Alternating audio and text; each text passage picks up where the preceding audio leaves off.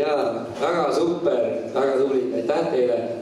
Aivar, sind nägime esimest korda niisugusest tundelisemast küljest kuidagi niimoodi, et mis tunne sul endal oli? Tegelikult oli väga hea.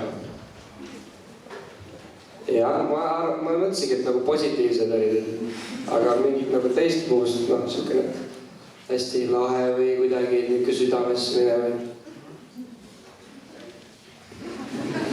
Sandra, küsimus sulle, et kas teil on ka keegi, kes teie kavad paika paneb või te mõtlete ise kõik välja? Mina mõtlen. Vau.